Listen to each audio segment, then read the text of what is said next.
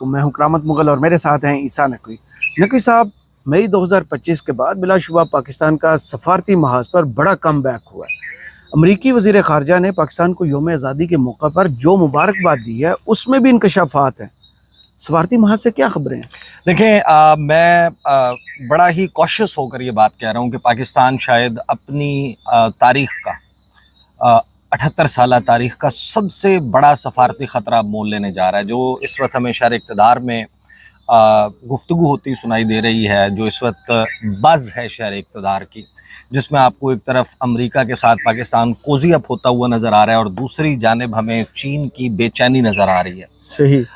इसके ज़ाहिर है कि नताइज अभी it's too early to draw conclusions. इसीलिए मैंने ये नहीं कहा कि कोई पाकिस्तान सफारती ब्लंडर करने जा रहा है। हम इसको अपनी फेवर में यकीनन कन्वर्ट कर सकते हैं। And there is no doubt about it कि जो मई 2025 है उसने पाकिस्तान के लिए सफारती सतह पर बहुत कुछ तब्दील कर दिया है। आज पाकिस्तान की जो सफारती सतह के ऊपर प्रोमिनेंस है, ग्लोबल स्टेज के ऊपर मुख्तलिफ वर्ल्ड पावर्स का पाकिस्तान के साथ बढ़ता हुआ रोमांस है, ये एक बड़ा दिलचस्प मरहला है। सही। लेकिन मुगल साहब, जो सब चीज़ें रिपोर्ट हो रही हैं ना इंडिया और चाइना के हवाले से जी, और फिर पाकिस्तान और अमेरिका के हवाले से, वो मेरा ख्याल है कि इस वक्त एक कॉज ऑफ कंसर्न होनी चाहिए हमारे पॉलिसी मेकर्स के लिए। राइट। पहले तो हम जरा देख लेते हैं कि अमेरिकी वज़ीर ख़ारजा ने बयान क्या दिया है और फिर मैं आपको बताऊंगा कि अमेरिका जो हमारे साथ कोऑपरेशन सीख कर रहा है, इस कोऑपरेशन का मतलब क्या होगा, किस प्रेजेंस में, किस किस्म की प्रेजेंस जो है वो अमेरिका की पाकिस्तान में होने जा रही है और वो कितना अनसेटल कर सकती है चाइना को। राइट। और हमारे पास ऑप्शंस अब क्या हैं। पहले तो देख लेते हैं कि अमेरिकी वज़ीर ख़ारजा ने बयान क्या दिया है। अमेरिकी वज़ीर ख़ारजा, आपको पता है कि ये रेगुलरली स्टेट डिपार्टमेंट की तरफ से इंडिपेंडेंस डे के ऊपर मैसेज आता है। एंटनी ब्लिंकन जो है, चाहे बाइडन के वक्त में हमारे ताल्लुकात अच्छे नहीं थे, एक रूटीन का मैसेज आता है, लेकिन इस मरतबा उस रूटीन से हट कर है।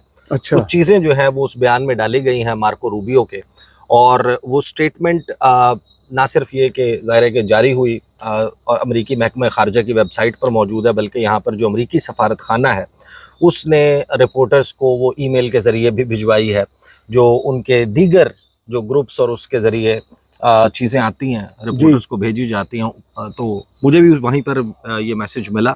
13 अगस्त को ये प्रेस स्टेटमेंट जारी की गई पाकिस्तान के यौम आज़ादी के मौके पर। On behalf of the United states, I extend our warm congratulations to the people of Pakistan as they celebrate their Independence Day on August 14। क्या मैं मुबारकबाद पेश करता हूँ जश्न आज़ादी के मौके पर। The United States deeply appreciates Pakistan's engagement on counter-terrorism and trade. We look forward to exploring new areas of economic cooperation, including critical minerals and hydrocarbons, and fostering dynamic business partnerships which will promote a prosperous future for Americans and Pakistanis।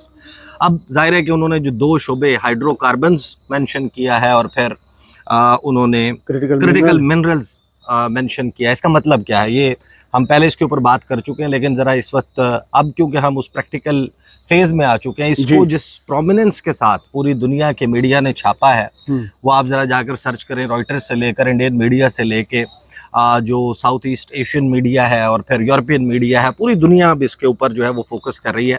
ये बात जहन में रखेंगे, जब hydrocarbons की exploration के लिए, उसको ढूंढने के लिए पाकिस्तान के एक्सक्लूसिव इकनॉमिक जोन्स में या फिर क्रिटिकल मिनरल्स के शोबे में अमेरिका आकर इन्वेस्ट करेगा, तो उसका क्या मतलब होगा? उसका मतलब ये है कि जो ऑफशोर ड्रिलिंग है उसके लिए जो प्लेटफॉर्म्स बनाए जाते हैं, अब अमेरिका ने अपने जहाज़ जो है वो 7th फ्लीट के मूव नहीं करने, उन्होंने सैन डियागो से जो है वो जहाज़ जो है वो मूव नहीं भेजने। हाँ।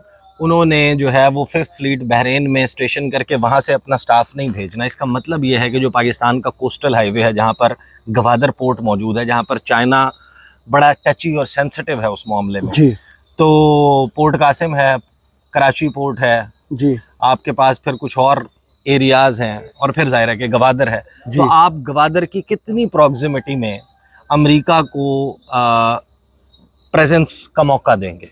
ये सवाल मौजूद है ना कि जब वो अपने तमाम साजो सामान के साथ, ड्रिलिंग इक्विपमेंट के साथ वो आएगा, वो आकर बैठेगा तो आपने उसको कोई जगह भी तो देनी है ना, किसी पोर्ट पे जगह भी देनी है, तो उनकी प्रेजेंस कितनी होगी, ये वो चीजें हैं जिनकी अभी मोडालिटीज तय होना है। सही। और अमेरिका की पॉलिसी जो एशिया पैसिफिक या जिसको वो इंडो पैसिफिक कहते हैं जी। उसको अगर आप समझ लें या उसको स्टडी करें तो आपको अंदाज़ा हो जाता है कि वो फ्रीडम ऑफ नेविगेशन ऑपरेशंस करते हैं, फोनऑप्स करते हैं। उन्होंने एक क्वाड्रिलेटरल सिक्योरिटी डायलॉग बनाया हुआ है इंडिया, जापान और ऑस्ट्रेलिया के साथ मिलकर। उनकी तो एक ओपन नोन पॉलिसी है कि जो स्ट्रिंग ऑफ पर्ल्स है, चाइना का जो one belt and one road initiative है, जो बेल्ट एंड रोड इनिशिएटिव है, जो सी पैक है, वो उसके खिलाफ है ओपनली। तो अब अमेरिका बाकायदा पहुंचेगा, जाहिर है कि जो ऑफशोर ड्रिलिंग है वो शोर के ऊपर कुछ साजो सामान हुए बगैर, की मौजूदगी के बगैर, लोगों के रिहाइश के बगैर आप ऑफशोर ड्रिलिंग नहीं कर सकते, उसके लिए स्टाफ आएगा। फिर सवाल ये आएगा कि जो बलूचिस्तान की या पाकिस्तान में अमन आमा की सूरत हाल है, तो उसमें अमेरिका ये मुतालबा भी करेगा। अमेरिका जहाँ पर भी जो अमेरिकन प्रेजेंस है पाकिस्तान में, अपनी सिक्योरिटी के बंदोबस्त वो करते हैं, वो अपने सिक्योरिटी कॉन्ट्रैक्टर्स लेकर आते हैं उस जगह की हिफाजत के लिए। अब देखें ना, ये बड़ी डेवलपमेंट है पाकिस्तान का ये मुतालबा मानना कि BLA जो है वो एक टेररिस्ट ऑर्गेनाइजेशन है, उसको ग्लोबल टेररिस्ट की मजीद ब्रिगेड को आप ग्लोबल टेररिस्ट की लिस्ट में डालें। पाकिस्तान तो कब से मुतालबा करता आ रहा है, लेकिन अब ये स्टेप उठाया जाना, एक तो पाकिस्तान के मौकिफ की तायद भी है जी, लेकिन इंटरनेशनली एक इशारा भी है कि अब हम आ रहे हैं जी। तो जाहिर है कि यहाँ पर भी हमारे, तो उनको जो है वो आज उन्होंने टेररिस्ट जो है वो डिक्लेयर कर दिया, इससे पहले उन्होंने वो स्टेप्स नहीं लिए थे। देखिए ना किस तरीके से इस्तेमाल करता है इंडिया रॉ के ही कनेक्शंस है ना। सबको मालूम है कि यूरोप में फ्री बलूचिस्तान मूवमेंट के एडवर्टाइजमेंट्स कौन लगाता है, हमारे सफारतकारों के पास, हमारे इदारों के पास इसकी पूरी तफसीलात मौजूद है। कुलभूषण यादव जिंदा पड़ा, वो जो पूरी जो सेव हाउसेस हैं यूरोप में उनके, वहां पर उनकी मीटिंग्स कहाँ कहाँ किस किस से अरेंज होती हैं, उनको पैसा कौन देता है, उनको ट्रेनिंग कौन देता है, ये सारी चीजें तो मालूम है ना जी। तो आज अमेरिका ने पाबंदी लगा दी। वैसे तो चाइना के लिए भी एक, अगर अमेरिका ना आ रहा होता तो चाइना भी इस पे खुश होता कि अमेरिका ने जो है वो मुजीद ब्रिगेड को जो है वो सैंक्शन कर दिया है। लेकिन ना सिर्फ ये कि जो हाइड्रोकार्बन्स है और फिर क्रिटिकल मिनरल्स, एक तो टॉप US साइनो रेवेलरी है इस मामले में पूरी दुनिया में। ये जाहिर है कि एक जो मखासमत है, जो इनकी एक कंपटीशन है और फिर एक दूसरे के साथ global dominance in critical minerals, बड़ा आसान, हम क्योंकि बार बार एक्सप्लेन कर चुके हैं तो इतना ज़्यादा डिटेल में जाना ज़रूरी नहीं है। लेकिन आप देख लेना, निकल है, कोबाल्ट है, ग्रेफाइट है, क्रोमाइट है, क्रोमियम है, जेडाइट है, नेफ्राइट है, लिथियम आयन बैटरीज जो बनती हैं, ये वो शोबा है जिसमें इलेक्ट्रिक व्हीकल से लेके आपके लैपटॉप से लेके जितने गैजेट्स हैं, मोबाइल फोन्स हैं, उनकी जो बैटरीज हैं, उसमें जो मिनरल्स इस्तेमाल होते हैं उसमें चाइना की डोमिनेंस है। और अमेरिका अपने लिए अब स्पेस उसमें तलाश कर रहा है। और पाकिस्तान में ग्रेफाइट के, और फिर जाहिर है कि इसमें सैटेलाइट्स से लेके, स्पेसशिप से लेके, रॉकेट से लेके, न्यूक्लियर रिएक्टर्स तक बड़ी ही सेंसिटिव क्रिटिकल मिनरल्स हैं जो पाकिस्तान में मौजूद हैं। और चाइना कभी नहीं चाहेगा, और ये मैं आपको जाहिर है कि on the basis of information बता रहा हूँ कि जब हमारे यहाँ थ्रेट असेसमेंट होती है मुख्तलिफ मामलात के ऊपर, तो जो सी पैक है उसके हवाले से जितने भी पेपर्स मौजूद हैं उसमें स्पॉयलर्स का तज़किरा जब भी होता है तो स्पॉयलर से क्या मुराद है, उसमें अमेरिका शामिल है, बिल्कुल, उसमें CIA शामिल है, उसमें रॉ शामिल है, उसमें इजराइल और उनके ये जो बेसिकली ये जो पूरा ग्रुपिंग है ये शामिल है। और फिर जाहिर है कि जो एनेबलर्स हैं, स्पॉयलर्स भी हैं जहाँ पर, वहाँ पर एनेबलर्स भी हैं, वो फोर्सेस भी हैं।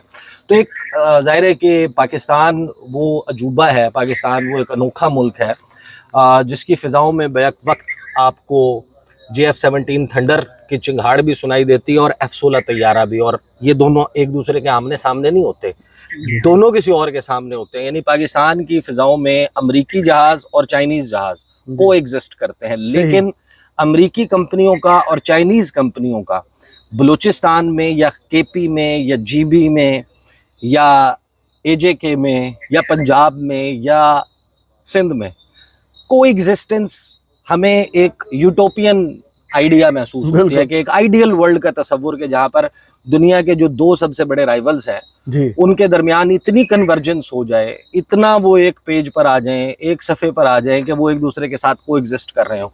तो चाइना के कंसर्न्स का अंदाज़ा हमें ज़ाहिर है कि इस बात से भी हो रहा है कि वो आजकल बड़ी जो है वो कुछ यानी कि ना लोगों से जो उनका उठना बैठना हो रहा है, जी जो राब्ते सवालात हाँ। की नौयत है, जो टो लेने की कोशिश जी। है, वो ज़ाहिर है कि that is related to Pakistan cozying up with the United States. सही अब जाहिर है कि वहाँ पर एक तो चीज़ आप जहन में रखें कि जब हम ये गुफ्तगू कर रहे हैं, पाकिस्तान के लिए पाकिस्तान का बेनिफिट मुकद्दम है, बिल्कुल ऐसे वो ही। चाइना से होता है या अमेरिका से होता है। हमें तो जो हमारी सफारती तारीख है उसमें अगर वाइट पेपर निकाल लें, एक बना लें कि जिसपे आप लिख लें कि भाई अमेरिका को हमने क्या दिया, अमेरिका ने हमें क्या दिया, चीन को हमने क्या दिया और चीन ने हमें क्या दिया, तो US is no match to China.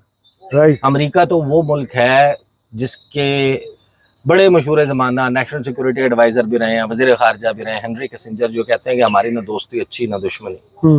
यानी हमारा जो दुश्मन है उसको तो हमारे से खतरा होता ही होता है, लेकिन जो हमारा दोस्त है उसके भी हम बड़े बाजू मरोड़ते हैं। बिल्कुल यानी ऐसे ही। उनके कहने का जो है वो एक्सप्लेन करते हैं जब वो अमेरिकी पॉलिसी को। तो अमेरिका जिस किस्म का इस वक्त फुटप्रिंट पाकिस्तान में बनाने की, और ये मई के बाद ही हुआ है। जी आप याद करें कि 30 अगस्त 2023 को सुब्रमण्यम जयशंकर, इंडियन वज़ीर ख़ारजा, उनसे सवाल हुआ, एनडीटीवी को एक इंटरव्यू दे रहे थे और उनसे पूछा गया कि इंडिया की पॉलिटिक्स में पाकिस्तान का बड़ा तस्करा होता था, आजकल पाकिस्तान के बारे में बात क्यों नहीं होती। तो उन्होंने कहा था कि no one talks about the losing stock. कौन इंटरेस्टेड होता है कि एक ऐसा प्रोडक्ट या एक ऐसी कंपनी जिसका मार्केट में शेयर गिर रहा हो, उससे तो उसके बारे में कौन इंटरेस्टेड होता है। तो उन्होंने बेसिकली तमस्खर उड़ाया था, उन्होंने मजाक उड़ाया था, उन्होंने दूसरे लफ्ज़ों में गरूर किया, तकब्बुर के साथ उन्होंने ये बात की थी और यानी कि तहकीर आमेज उन्होंने गुफ्तगू की थी। तो जो पाकिस्तान का मजाक या ठट्ठा उड़ा रहे थे वो खुद इस वक्त दुनिया में एक लॉफिंग स्टॉक बने हुए और अमेरिका ने उन्हें बनाया हुआ। अब जाहिर है कि इसको ये गेज करना या ये समझ लेना कि पाकिस्तान के साथ कोई स्ट्रेटेजिक पार्टनरशिप अमेरिका जो है वो सोच रहा है, it's too early to say that. सही।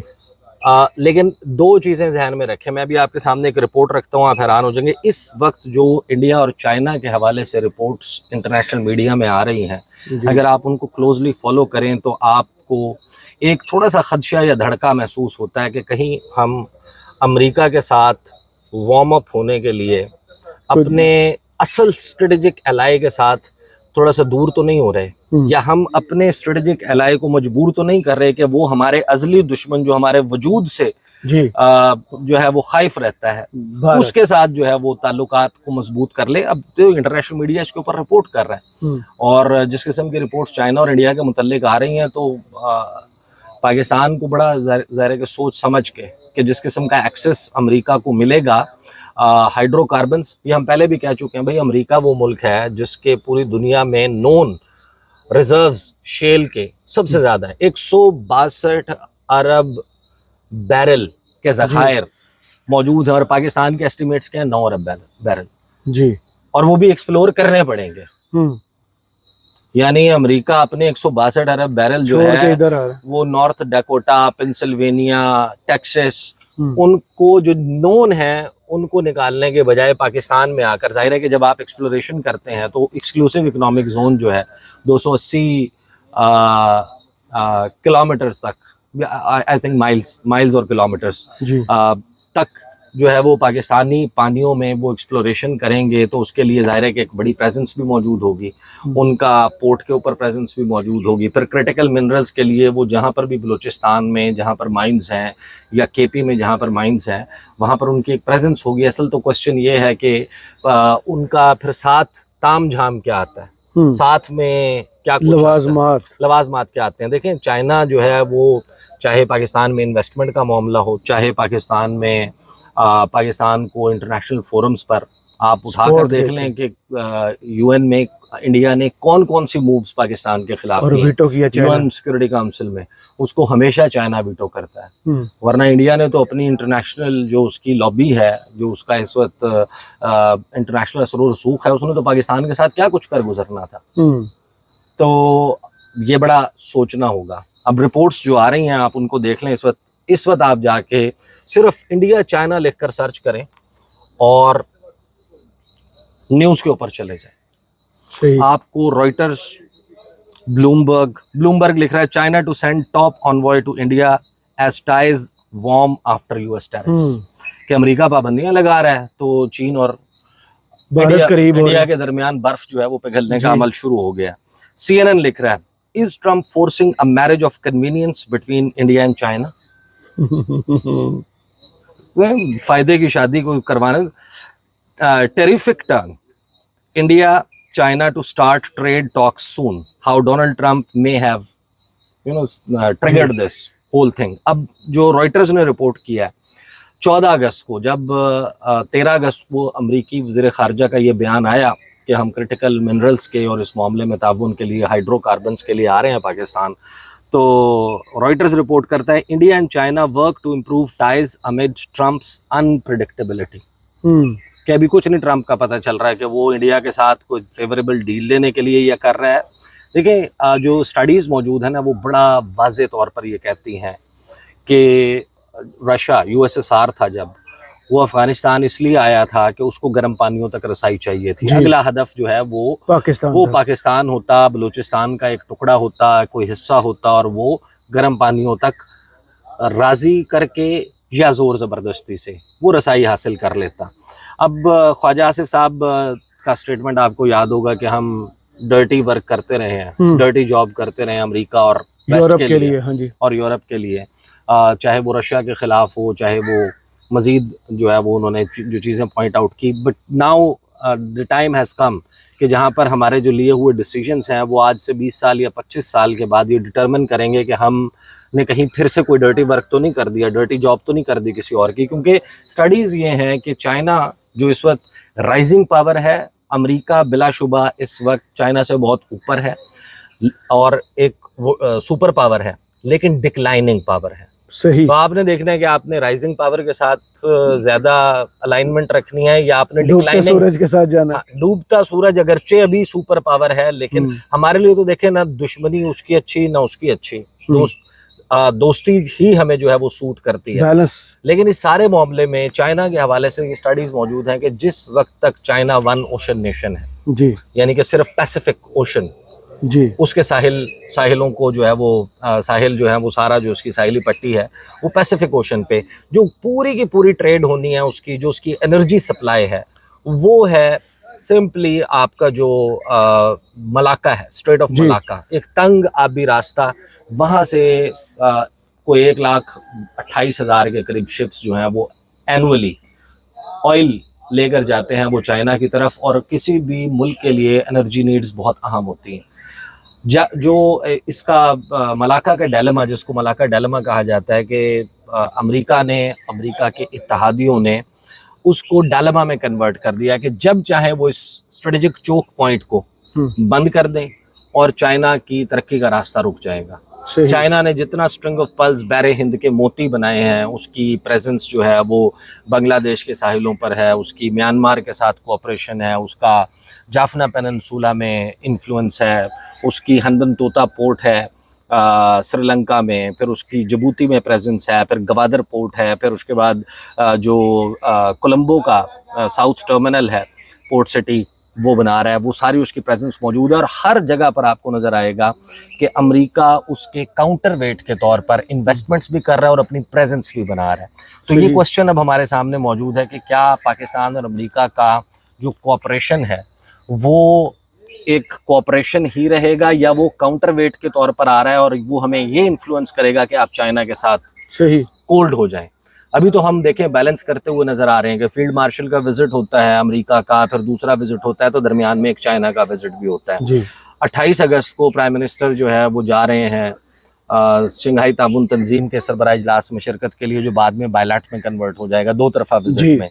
लेकिन चाइना हमें या हमारी इस तमाम मामले को दरमियान में देखें ना, इसहाक डार जो गए थे अमेरिका, उन्होंने ये भी कहा कि हमने जो पहले माजी में एक किरदार अदा किया था सदर निक्सन के दौर में, वो हम दोबारा प्ले करने के लिए तैयार हैं। लेकिन क्या अमेरिका ये चाहता है कि पाकिस्तान रोल ये वाला प्ले करे, या अमेरिका हमारे से कुछ और चाहता है? That is the question. But जो रिपोर्ट हो रहा है, मैं आपको बता देता हूँ, जो रॉयटर्स ने लिखा है, और ये साइमल्टेनियसली बीजिंग और नई दिल्ली दोनों जगह से ये रिपोर्ट हुआ है।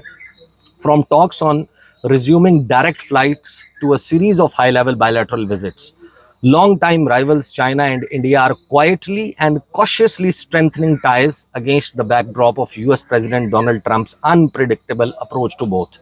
कि दोनों की तरफ जिस किस्म की अनप्रेडिक्टेबल अप्रोच है इस वक्त डोनाल्ड ट्रंप की, उसने चीन और इंडिया को मजबूर कर दिया है कि वो बिल्कुल ही खामोशी के साथ और थोड़ा एहतियात के साथ एक दूसरे के करीब आना शुरू हो चुके हैं। उनके दरमियान ये टॉक शुरू हो चुकी हैं कि डायरेक्ट फ़्लाइट्स जो गलवान इंसिडेंट के बाद 2020 से बंद थी, उनको बहुत जल्द रिज्यूम किया जा रहा है।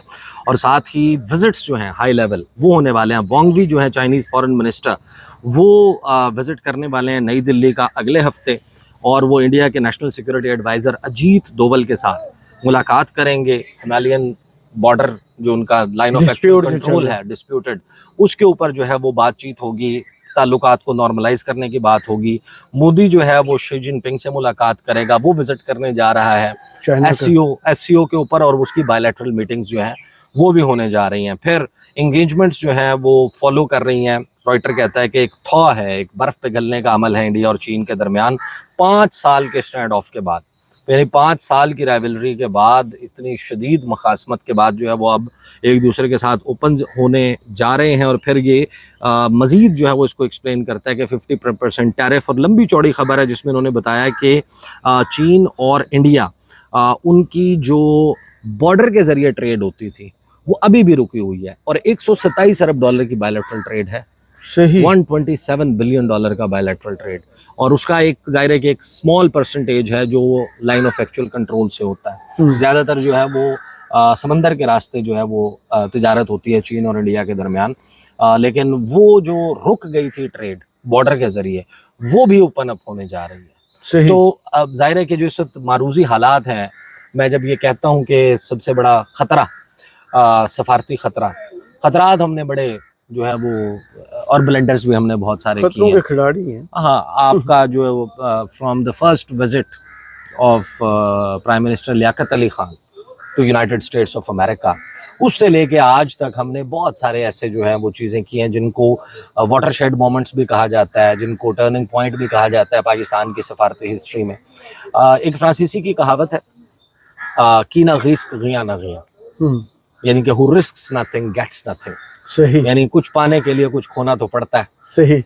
तो आप जाहिर है कि मैं इसको ब्लेंडर इसलिए नहीं कह रहा कि अभी तो देखें इसने सामने आना है, और हो सकता है कि हम ये डिप्लोमेटिक वंडर कर देने में कामयाब हो जाएं। सही। इतना बड़ा अजूबा हो जाए कि पाकिस्तान साइमल्टेनियसली जैसे अपनी फ़िज़ाओं में दोनों के दिफाई साजो सामान के साथ मौजूद होता है, हम अपने मैदानों में, अपने समंदर पे, अपने पोर्ट्स पे दोनों की कंपनीज के साथ भी मौजूद रहें। सही है मुश्किल, लेकिन नामुमकिन नहीं है। क्या हम इसको पुल ऑफ कर पाएंगे या नहीं? रिस्क है, किस हद तक लिया जाएगा? चाइना जिसको पाकिस्तान का हिमालय से बुलंद, समंदरों से गहरा, स्टील से सख्त, शहद से मीठा आयरन ब्रदर जो है वो हम करार देते हैं, वो इस वक्त मेरा ख्याल है कि पूरी दुनिया इस वक्त देख रही है कि दिल्ली और बीजिंग वो इस तमाम खबरी मंजरनामे में एक दूसरे के करीब आ रहे हैं। Let's hope for the best. बहुत शुक्रिया ईसा नकवी आपके तजिए का। कमेंट्स बॉक्स में ज़रूर बताइएगा ये वीडियो आपको कैसी लगी। इजाज़त दीजिए। अल्लाह।